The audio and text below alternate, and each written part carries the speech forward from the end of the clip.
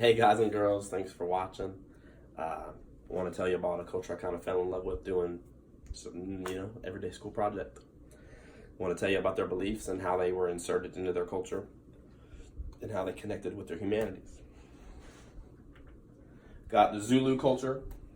Here's their flag. Note, vibrant colors. That'll pop up later. Intro to the Zulu culture. They were originated in South Africa, formed their own ideas and beliefs, most known for their use of bright colors, beading, and basket weaving. They're rising against the British. They actually were not the most friendly culture, but they decided to bring in some tribes, have peace, rise against the British. Worked about for 6 months, and then the British came back into South Africa and conquered them again. Women could own land and cattle. Interesting fact. Women could own land and cattle, and they were the owner of the house, not the men. They took care of the finances also, and even if they weren't in a family, they could own land. They also known for their agriculture, herding cattle and goats and pigs through South Africa.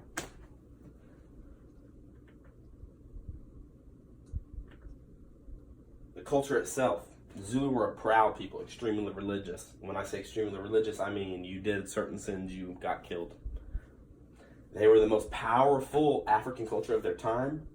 They believed in a god, unukalu, marriage, which kind of similar to us today, but they did not believe in divorce. Ancestor worship. They didn't believe that they could communicate straight to him, that they had to communicate through their ancestors.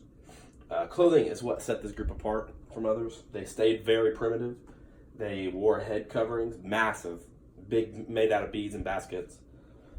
Beads all over their body, both men and women. The Zulu beads and baskets are what set this culture apart artistically, and also how they expressed a lot of their values and beliefs that we can see today.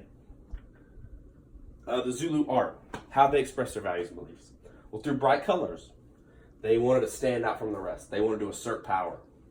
You knew when these guys rolled up that that's what was going to happen.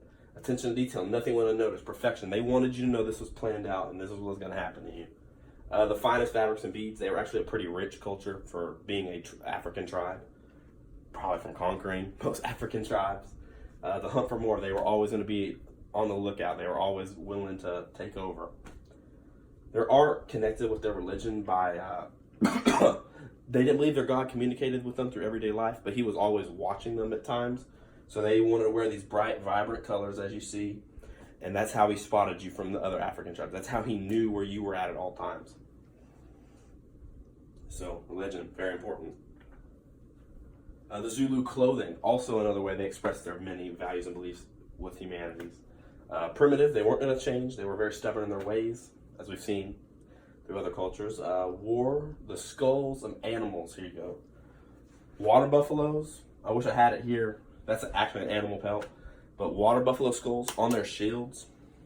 That was going to assert dominance. Could you imagine the guy rolling up with a water buffalo skull weighing over like 1,500 pounds? Pelts of animals, as you see here, lion pelts, sheepskin, leggings. They wore war helmets. This, not really a helmet. It was more made out of feathers, and it had religious value, and it meant to fly to the gods after war. After they had perished or died, that they would fly to the gods. Notice that's the basket weaved, or the bead weaved skirts for the women. The conclusion of the culture. They were fighters and conquerors, still very well known for their art and their clothing. They stayed primitive, even in modern times, which I think is of great value to have, just staying true to yourself. Women's role was much greater in the Zulu culture, which was probably the biggest surprise throughout this whole project.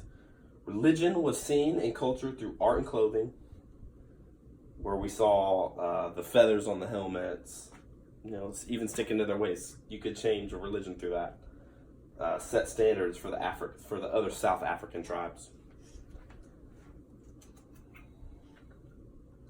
We're excited. Thank y'all for watching. Thank y'all for learning a little bit about my culture.